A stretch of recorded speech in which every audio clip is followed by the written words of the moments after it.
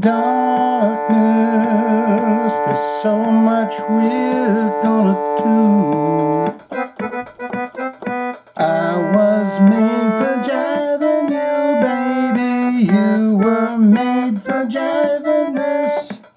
And I can't wait to get to this episode. Now let's do it, it is bliss. That's something there. That's something to think about. Get yourself a Diet Coke if you know who that was. Do you have any idea of who I was trying to copy there?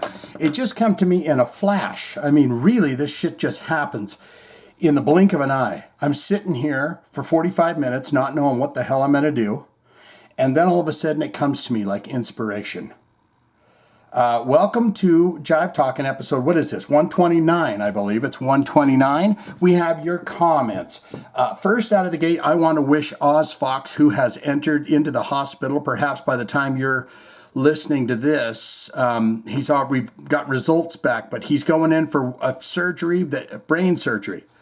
And he says, this is one of many brain surgeries, I guess. He says, I don't see any problems, guys, but, a little heavenly love couldn't help. If there's any one guy that's going to make it through a brain surgery thing, it is the man that has been singing about the Jesus Christ for 40 years. Am I right or wrong? I want to welcome you guys. Here we are again. I feel like the numbers are going down for some reason, but that's not ever surprising in my world. But I do kind of feel like I feel like the numbers are going down. They're supposed to go up. People are supposed to be excited about things. People are supposed to be, ready to go and excited, can't wait for the next episode. I don't know what's happening. But anyways, let's get into it. I do have a few things that I want to kind of get off my chest at some point in this episode. I forgot to tell you last time what I was going to do, but so if you can remember to remind me, please do that. Let's get into it. Do you know who this guy is? It's not Gallagher wearing a hat. It's Bruce Kulick. He used to be the guitar player for Kiss, who they just so rudely kind of threw in the trash, didn't they? Bruce Kulick he was there for a lot of the good face makeup, not on face stuff. And they just kind of threw him away, didn't they? They went back to Ace, and then they jumped right back over to Tommy Thayer and that. So he was just kind of a stepchild of sorts, But it says, Bruce Kulick says Kiss's final concert was a missed opportunity to celebrate the band's past. And I couldn't agree more. They could have had Vinny come out. They could have had Bruce come out. They could have had all of them come out and just kind of do a Rockettes kind of kick your leg kind of a line or anything they wanted to do. Let's see what this has to say, guys. This is we're getting into some reading, some fun. So sit back, get yourself a mint julep, get yourself a nice stogie if you smoke stogies, and let's go for it. In a new interview with Finland's Chaos Sign, we've heard of them, former Kiss guitarist Bruce Kulick once again confirmed that he wasn't asked to perform at the band's final show and wasn't invited to attend the event. Now that's fucked. Wasn't invited to attend the event. It's cold, man. Which was held last December at New York City's Madison Square Garden. Paul said, he's going to buy a ticket anyways. Why do we got to invite him? You know he's going to buy a ticket. Send him a link to the real good tickets up front, next to Sebastian Bach. I got a sense that it wasn't going to happen for quite a while, Bruce said. Because certainly, if there was going to be an invitation, you don't do that the week of. You don't.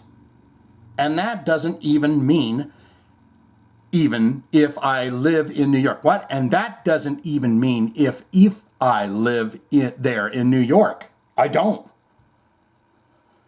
He's saying if you're going to fucking invite him, you got to give him more than a week because he doesn't live in New York, where the concert's going to be. And then when I would say to Kiss drummer Eric Singer, the sing man, just the plumpest little Drew Barrymore cheeks you've ever seen in your life, that Eric Singer, we always keep in touch. And I'd be like, all right, well, I guess I'll see you when I get back. And he'd say yeah, I should be home on, so he didn't hint around well. They missed a really huge opportunity, Bruce continued. I talked about it quite a bit in January when I finally came out to tell everyone I'm not in Grand Funk Railroad anymore. There's people in that's still going. And here's my take on what happened on that last Kiss show, if you don't mind me saying. Because I didn't say nothing for about a month or so. And it's not just about me. Late Kiss drummer Eric Carr, Miss Althea, Eric Carr mentioned original Kiss member Ace Frehley, the Peter Criss man, the OG Cat man, and late Kiss manager Bill Aucoin. You could have thrown in Vinny. You could have thrown in Mark St. John. He was only in there for a splash of time, but come on, terrible. They really missed making a better feel-good evening for everyone when it was much closer to every night before. And those who say, well, I saw you up on that screen. Oh, they did like a little, Paul said, we got to do at least a little montage. You know, I don't want to do anything with him. If I was being honest with you, I don't want to do a damn thing with him. But the fans would probably say, that's kind of shitty, Paul. Let's do a little video montage. Well, I saw you up there on the screen. They'd been doing that for years, where they'd have a little things. So they didn't feel it was important. I feel they missed an opportunity. Bruce added, I know they really respect everyone I just mentioned. It's not that they don't. I don't know. But the fact that they didn't understand that's what you're celebrating along with. Wow. This current band made it through all this, and look at us with this multi-million-dollar show.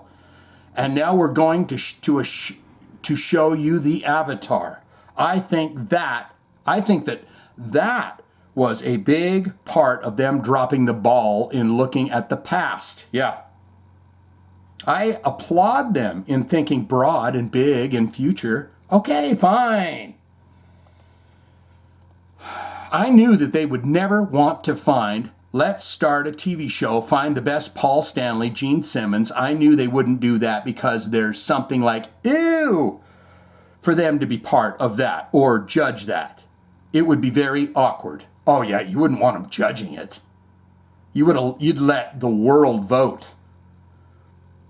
So, how you doing, mate? Me name is Kiwi, and I'm out here in Australia. I look just like Gene Simmons from when he was only about 19 years old. And I'm going to play my... And this guy just blows it right out of the park. He puts his hair up in a bun. He does one of them, in his video, he does it quick. And then he's, Gene Simmons. But you vote. You let everyone vote. You say, that guy in Australia, he's the best Gene Simmons. And you say, I was made for loving you, Kiwi. Let's start a TV show. Find the best Paul Stanley, Gene Simmons. I knew they wouldn't go for that. It's like, ooh, for them to be part of that, judge it. And it'd be very awkward. But to take them and then make them avatars, it totally made sense to me that they did it. It was an extra ouch for me when all of a sudden I saw some video the next day of how they ended the concert. I mean, they said, good night, we are immortal. And then all of a sudden, a lot of smoke and you don't see anything. And then the screen opens. But what do you hear first? My guitar playing. Ow! God gave rock and roll to you. My big appearance. But God gave rock and roll to you was their choice. Was the right song. I'm sure that was chosen probably in collaboration with, they didn't ask you about it? Not at all, huh? Collaboration with the people who are helping make the avatars. So it wasn't like, oh, let's do Shout It Out Loud. And especially, that's a song they don't generally do much. I thought God Gave Rock and Roll to You was a cover. Isn't that a cover? Please get in the comments. And especially the song that they don't generally do much. They've done it on occasion.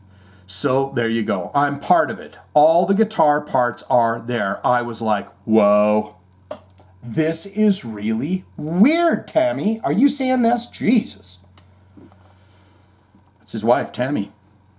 She says, Bruce, I told you a long time ago about that Paul Stanley. I told you. You didn't want to listen to me. I told you to get on the Grand Funk Railroad a long time ago. You didn't do it. Didn't do a damn thing. You had to stick it out with these guys. You could have been in there easy solid 10 years, the Grand Funk. Bruce continues, so what can I say? Missed opportunity. I think they presented the future in a very probable, unique, and unusual, clever way, because that clearly is the future. Ooh, guys, I just got some spittle.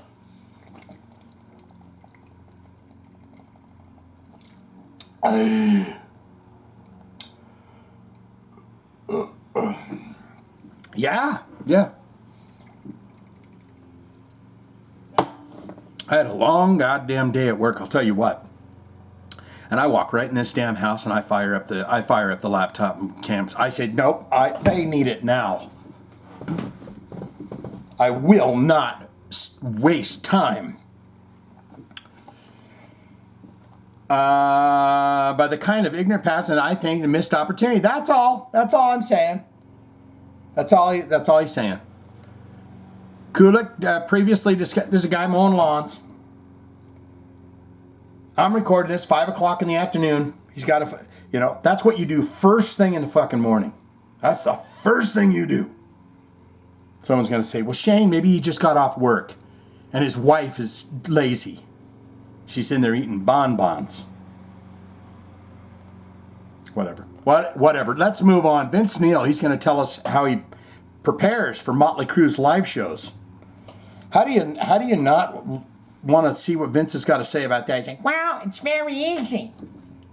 I don't do anything. But he's got to be doing something because Blabbermouth wouldn't have it on their website. If that's going to bother fucking Mr. Mo-Man, it's just going to bother me. Yeah, that's right. Go down to the fucking 40 acres. What do they call that? East 40? Vince Neil reveals how he prepares for Motley Crue live show. The latest episode of the Allison Hagendorf Show features the 4 members of Motley Crue in an unprecedented display of emotional openness and mutual admiration, making a first in the band's storied history. During this landmark interview, each member of Crue delves deep into their feelings.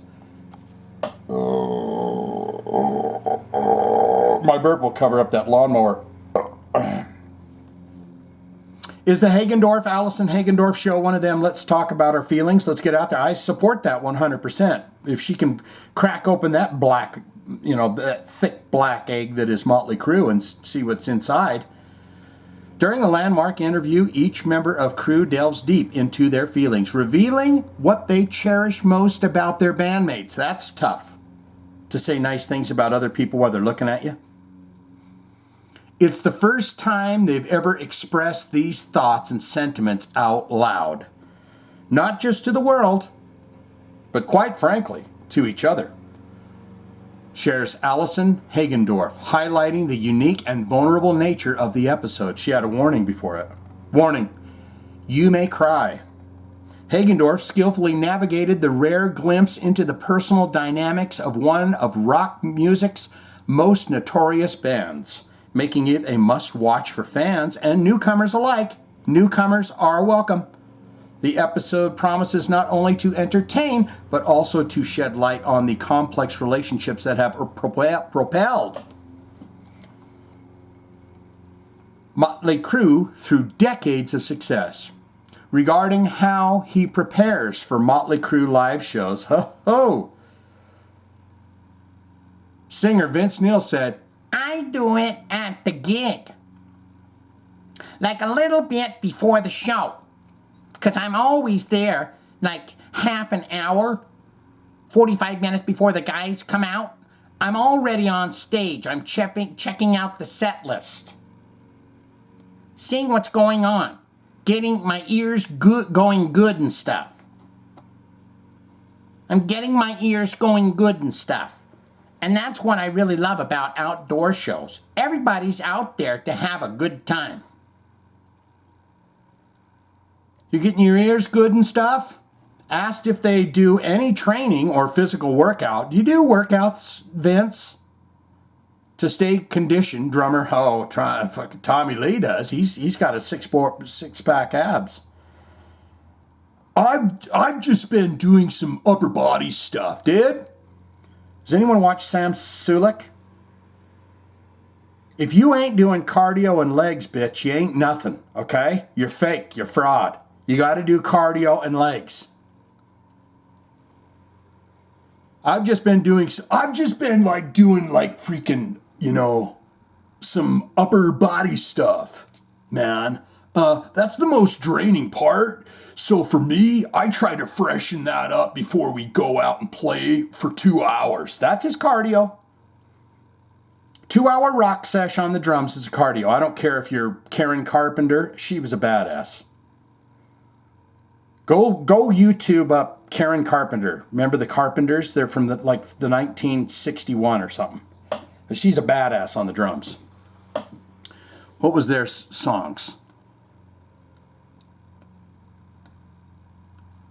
Anyways, what's he say? I try to freshen that up before we go out and play for 2 hours. Otherwise, you get your ass kicked real quick. Asked to name his favorite thing about Vince Neil, bassist Nikki Sixx. What did he say? He says, I love Vince because he doesn't overthink things. No, he don't. That's one thing that Vince Neil doesn't do. But he gets his ears good and stuff. I get my ears going good and stuff. He don't overthink it. He is our audience. When I talk to Vince about things, he won't overthink it. Sometimes we got to go, Vince. Hey, Vince. Yeah. Sign the contract. You want to get paid? He'll just tell it how it is. I always appreciate that. I can lean on him. Lean on me when you're not. I can always lean on him as a friend. He's been one of my best friends forever. 43 years, you said before. And without that voice, I wouldn't be sitting here today. That voice changed my... It did. When I get my ears good and stuff, he's not telling tall tales. I did do it. That voice changed my life, and I get to write lyrics for this guy. And I also get to pocket all the money for that. He gets a fee for singing the song, but for me writing those lyrics, I get an extra credit, and I also get more money. And every time I write, I hear his voice. And Nikki Sixx has said that in quite a few interviews, that when he writes lyrics, he hears Vince's voice. He hears an echo of, I get my ears good and stuff. And I get it right. And it's such a privilege. This is, that voice right there that you're looking at over there, this is, I feel, such a privilege. Hosted by renowned music journalist and media personality Allison Hagendorf, the Allison Hagendorf Show is your all-access backstage pass to the most intimate and electrifying sit-downs with the titans of the entertainment and music industry. This episode with Motley Crue follows a series of captivating interviews, including the recent headline-making sit-down with Richie, the Sab Man, Sambora, former Bon Jovi. Wants to come back, but I don't know how old boy feels about it. Look at that. Look at this guy right here. That's Teemu. That's Teemu Mäntysaari. And the good news here is it sounds to me that Dave Mustaine has released him, so he's now allowed to speak to, press and stuff like that. And by this headline here, we're going to start talking about putting some ideas together. That almost sounds like Teemu Mäntysaari is saying, I get to be involved.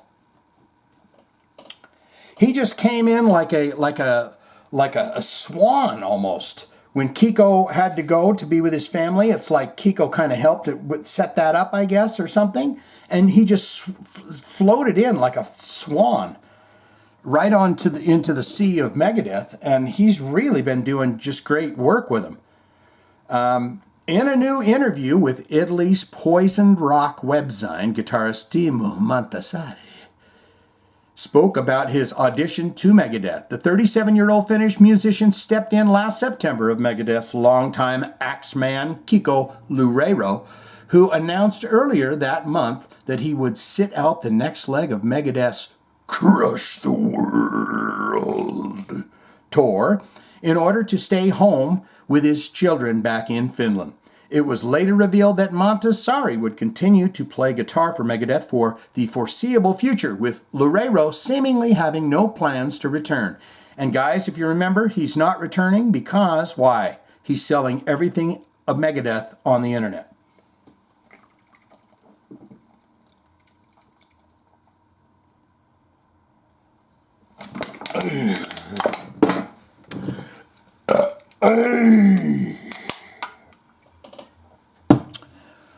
One down, one to go, another town and one more show.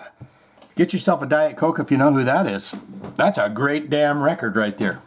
They also do a little song called Owner of a Lonely Heart. Now that was a big clue, guys. I definitely was aware of Megadeth for a long time, Teemu said, described by Blabbermouth. They were one of the first bands that I got into when I discovered metal. I think for most people, at least my generation or our generations, when they get into metal, it's usually the biggest bands. And Megadeth, of course, being one of them. Yes, the Big Four. Regarding his first show with Megadeth, which took place on September 6, 2023 at the Revel in Albuquerque, New Mexico, Mäntysaari said, that was a very nice venue, if I recall. Probably proper. It was a very nice venue. We had a day there before the show for production, rehearsal, to rehearse on stage, and then on the next day we had the show. So that was nice and relaxed. I think we played through the whole set list once before the show, the day before, and then played the show. And yeah, it felt for a good time for the beginning. From the beginning, it was a good time, and I felt like I was prepared. I was confident with my skills and confident with everything that I do in life. The guys were so helpful and welcoming.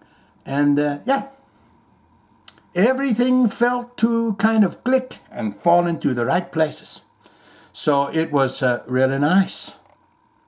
During the interview, which was conducted before Megadeth's recently completed South American tour, Mäntysaari spoke about the band's plans for the coming months, including the possibility of new music. He said, right now, we have been working on getting some new songs to the set list, like old songs, and the band hasn't played in a long time, or even some of they've never played before. I says, Dave, let's talk about those songs that you never ever played, would you have them in your dreams at night. You know, they come to you in your dreams, but you say, it's impossible that we ever get to play those songs. No man has come along that could ever learn how to play those songs that you put down so eloquently in the studio, yet have never played live on a stage before. What are those songs, Dave? So, that's been really exciting. I'm having some daily calls now lately with Megadeth leader Dave Mustaine, going through the songs together. So that's really nice. And then once we get together on the tour, I think then we're going to start talking about some riff ideas. I think so. And putting some ideas together. So let's see what happens out there, guys. Earlier this year, Teemu told Guitar World magazine about his addition to Megadeth. I never thought something like this would happen to me. But at the same time, I've always felt like being prepared was important in case a big band like this did call me. Always from Finland, Mäntysaari was born in Tampere, Finland, and began playing guitar at the age of 12. In 2004, he joined the band Winter Sun. He's also been a member of Smackbound since 2015. Is he still a Smackbounder? Also been a member, Smackbound, since 2015. I have a specific skill set where I can learn fast, jump into a new situation, and be comfortable. I've always liked doing that. I love teaching. It's in the tip of my heart is teaching the children's. And I've been on many cover projects, so being detail-oriented is part of my skill set. Let's get on to this really quick. Look at this, 2 great looks. 2 great kind of looks out of the same rendition here. You've got Scott Ian, and then in the other portion of the photo, you got Kerry King. And you could literally just pop their heads almost right off, but you'd still know who it was. So, you know, like if you just swap their heads around and then, you know, fucking this body started to go, and you're like, dude, that's Kerry King playing Anthrax. It would be the vice versa, where you'd say, yeah, I can see by that giant, 10 pounds of chain on the side of that torso there. Looks to be Kerry King, but it's got Scott Ian's head. And it goes,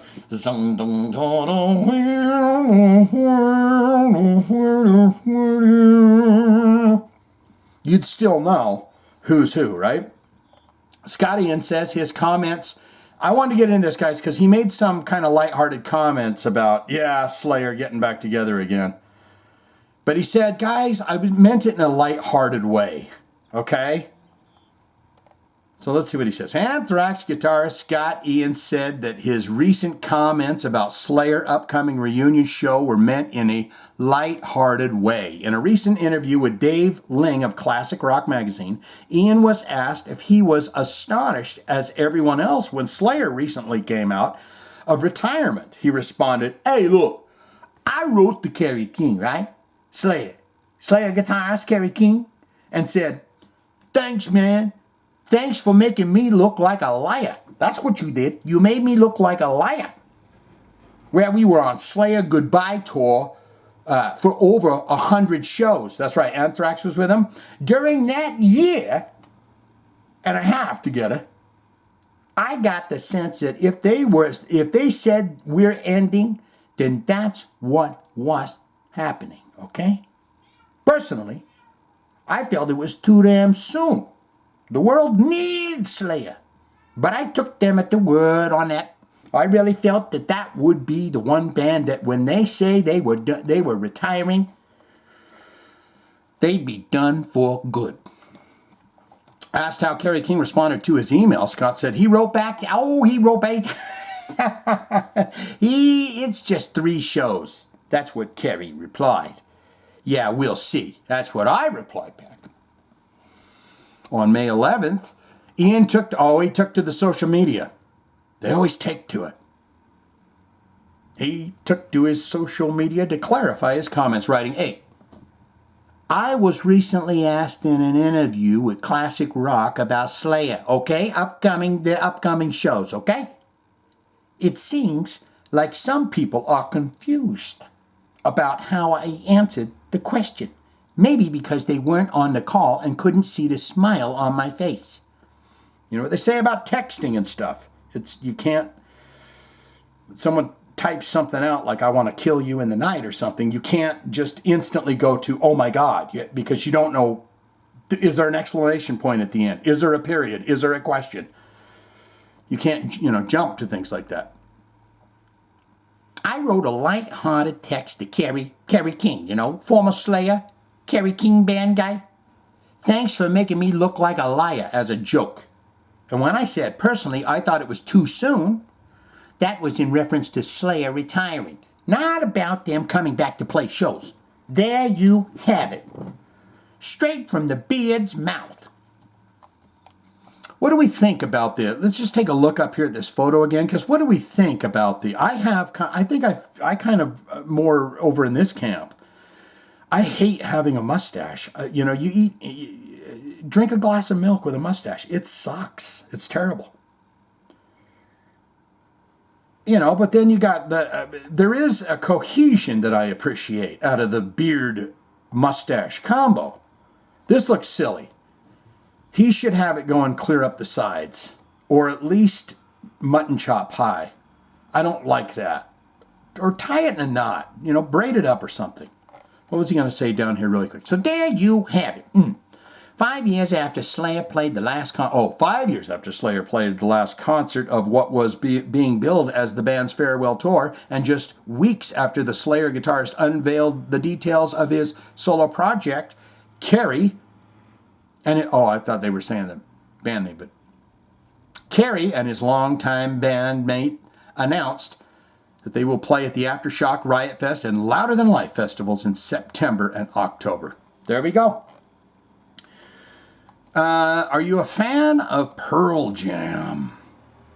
This guy right here's about ready to bust into goddamn tears. It's a good thing he's wearing those safety glasses, because this is Stone Gossard, guitar virtuoso for Pearl Jam. Do you know any of their songs? They got the one that goes, I said a 1, 2, 3, 4, but again, time to the 5, 5, time again, 10 to the 1, 2, 3, 4, get about 10 to the 5 again. So if you know that one, congratulations. Heavy metal changed my life. You're like, dude, you were going to go into Grunge Town.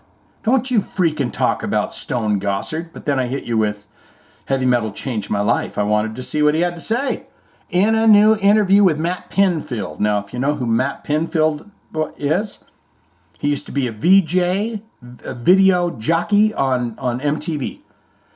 And he did 120 minutes, which I watched.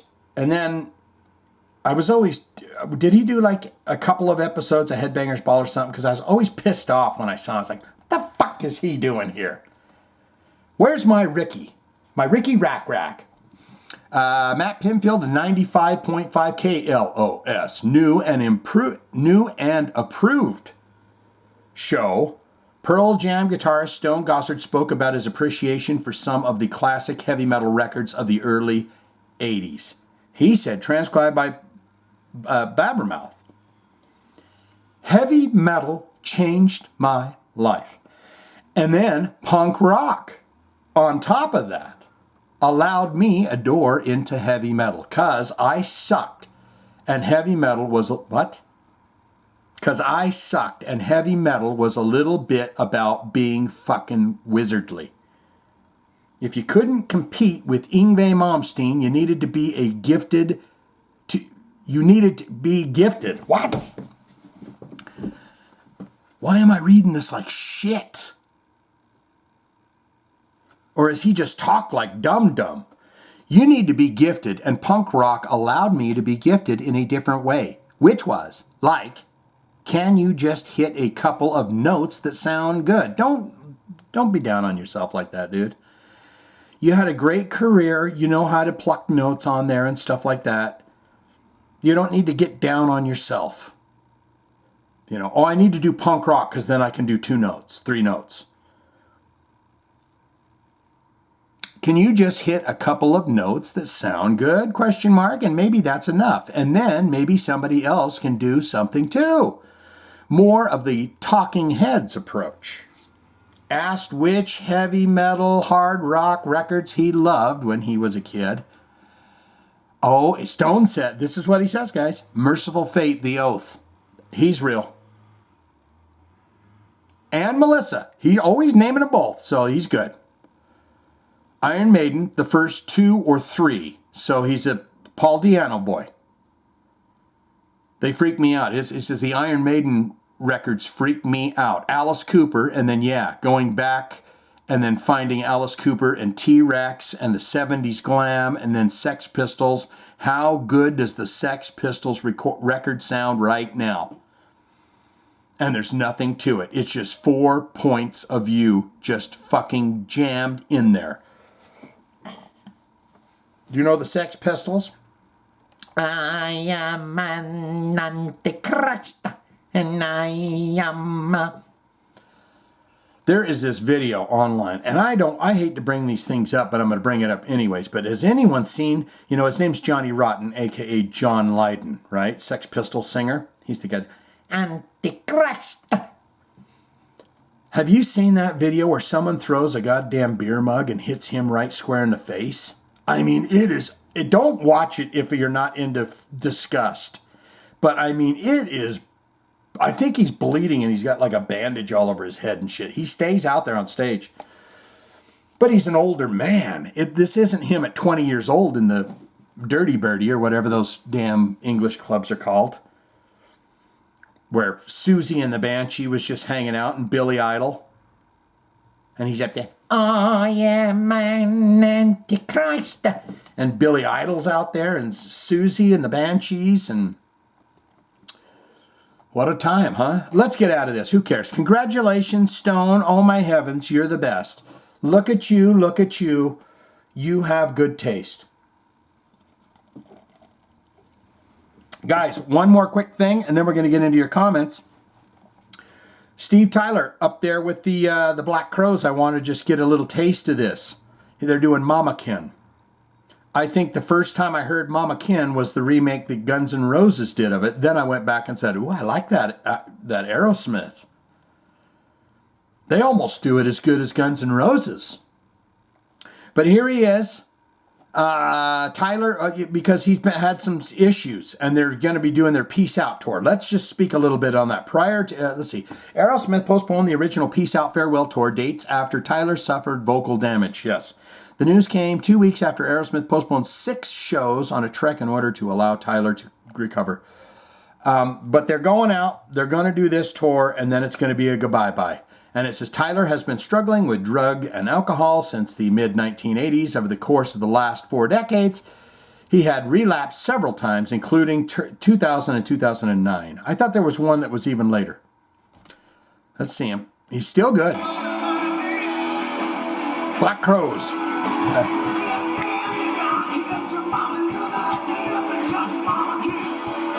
There you go.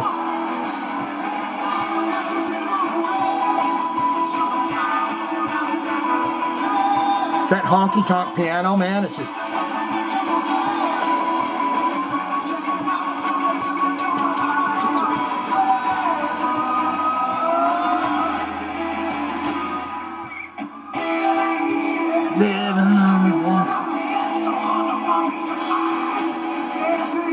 Yeah, deserves a head nod. This guy down here, he says, "Bye, God." This guy down here in the corner, he says, "You know what? These guys are rocking so damn good. I think I'm going to give them a head tilt. I think they at least deserve me to kind of shake my head to the side, just for fun." What the fuck is that?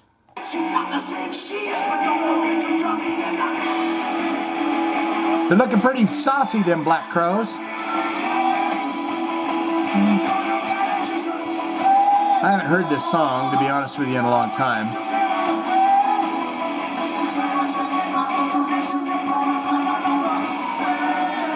Where's the Keep in Touch with Mama Kin part? Keep in touch with Mama Kin. That's the part I know.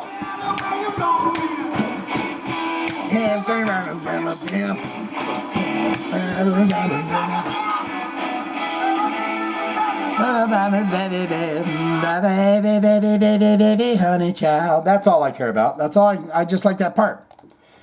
Keep in touch with Mama Kin. Boom, boom. Very light on the comments, but it is time for your... And guys, I don't want to hold you guys back. You don't feel free to I won't sulk about it if you guys go, fuck. Now I'm just doing this so I don't break this guy's spirit. So you put in your comments if you want. But I don't want anything to become a chore or a duty or a job or anything. If you want to put the post, then put the post, okay? Here we go, Oscar, and he's going on about Bruce Dickenhead. And boy, he sure has kind of been being a little dick, hadn't he, lately? I mean, it seems like over the past decade, he's gotten a little more grumpier and more kind of, It says, I've got the outline done for my book. Ooh. We'll pimp it right here, buddy.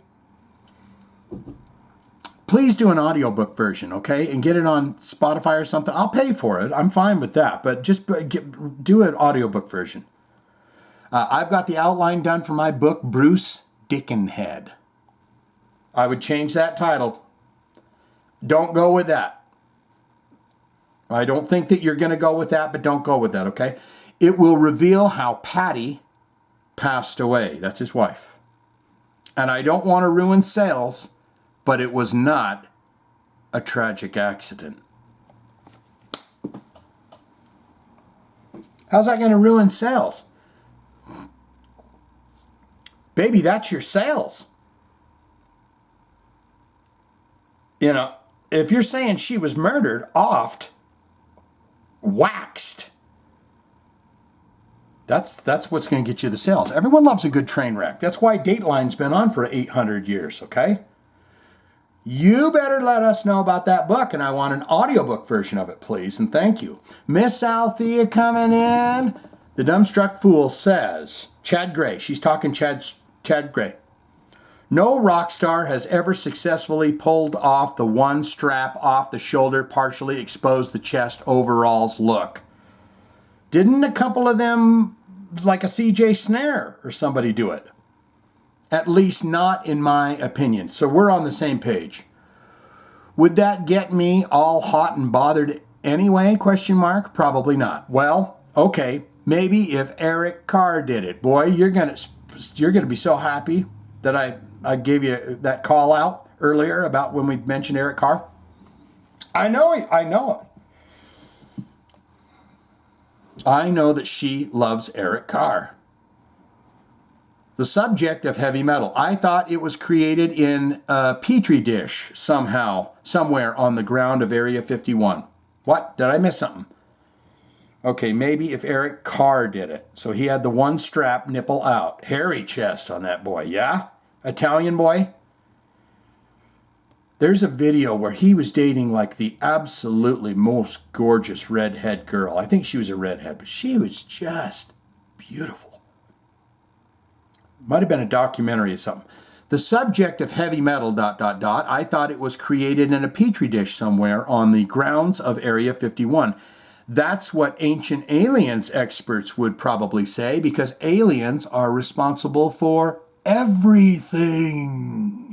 I knew it. You know, the latest thing they're saying is we were developed so we could mine all the goodies. And then once we get them out, we dig those big holes. They go, okay, good, they're gone. They've dug deep enough now. Okay, let's go attack them. Miss Althea on Michael Sweet. And guys, I think I wrote for the thumbnail thing, I think I put Matthew. I don't know why, but Matthew Sweet pops into my head more than Michael Sweet does. And I don't even know if I called him Matthew Sweet a couple of times. Hell. Miss Althea on Michael Sweet. How many more surgeries can he have? This story was a little jarring to me as Dan recently had a cancer scare. Oh, shit. It thankfully turned out to be a benign, thank God. But having to consider the alternative was pretty frightening, yes. All the best to Michael. I apologize for burping right in that after, about Dan. All the best to Michael and his ongoing recovery with his plethora of issues, yeah. Miss Althea on Charlie Benante. Music that comes out of a pinball machine is considered a score? ? Okay. I have never seen any of the John Wick movies either, so you are not alone there. Up until the early 2000s or thereabouts, I had seen every single Keanu Reeves movie, found him incredibly attractive. Then I don't know what happened with him. He fell apart. Then I don't know what happened with him. Not with me. What was that movie where they were catching the waves? Remember that? High 10, what's it called? Hang 10? What? Him and Patrick Swayze, I think, was in it. Or was Patrick Swayze too old by then? Anyways, Miss Althea says, Mike B's movie recommendation of Runaway. Yes, Gene Simmons, Tom Selleck movie. We are going to hone in on Gene Simmons being a villain and remain in the context of bad movie, but we love them anyways. I would rather go with 1986, Never Too Young to Die. The Demon was one busted drag queen. That's right. Gene Simmons plays a hermaphrodite. I want to say that in somewhere in that movie and it's got John. Well, she's gonna say, but I want to say that he was that. But yeah, he comes out and sings, and he's in feathers and everything. The Demon was one busted drag queen. Period. John Stamos, unlike Keanu Reeves, John Stamos is in this movie, Never Too Young to Die. Unlike Keanu, has aged well and still looks good. Bless him. Yeah, everyone loved John Stamos back in the day. I loved that girl that he was married to on the show. I thought she was I was like, ow! That probably was the same time that I was into the show Dark Angel, because it had Jessica Alba in it, and I didn't like the show at all, but I watched it because I was just, oh! God. And the rest in peace, Vanity, who passed away in 2016. Vanity passed away? That was Vanity that was with Prince too, right? She came out of the lake, and little 5'2" Prince was on that big motorcycle, and he's like, get on. And she every time she tried to... Was that Vanity? Or was that somebody else? Now I'm starting to think. I remember my buddy had a poster of Vanity on the wall. He was in a very precarious situation, in a spot. And I wanted to say, what do you do at night to yourself with that poster where it's at? Yes, thank you, Miss Althea. Oh, my goodness. Okay. What's going on here? There's no read more. Okay, let's find out what's going on here, because I'm starting to freak out. This has been edited too. This is Mike Buchanan. So if I say I was goofing on you last week for the Jive Talkin jokes of the week, that counts, right? Okay. Truth is, I write my post in segments. So when I got to the jokes, I was at a stopping point. And I forgot I didn't finish. And I think I have a good excuse. My daughter graduated from college last weekend. My sweet baby girl did it. And I was a little preoccupied. I can't be concerned with your fucking podcast when my daughter, whom I've spent way much more time with, is graduating. So there you go. I'll go sit in the corner and think about what I did. All right, I'm hitting you with the thing, but guys, you can see there's no jokes. And then we got Christian, Haynes there. There's Christian Haynes. He's just got it right on, Shano. And then a thumbs up emoticon, another thumbs up emoticon, another one, and another one. Well, you know what, buddy? You're getting a heart and a thumb up. Thumbs up. Horns up, thumbs up, okay? Get out there, seize the day, seize your life, breathe deep. Let all the stresses go away. You can't worry about the past. Don't worry about the future. Worry about now. Be who you really want to be. And don't take any guff from anybody. Don't let them fuck with you. Okay? But you can do it. You can do anything you want to do if you put your mind to it. Just like me, this podcast. Look at this. It's amazing what I do here. Each and every week.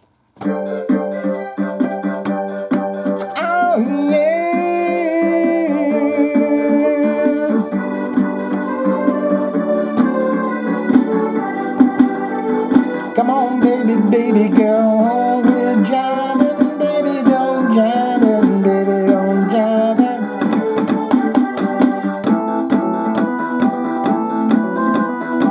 Go, baby, go, baby.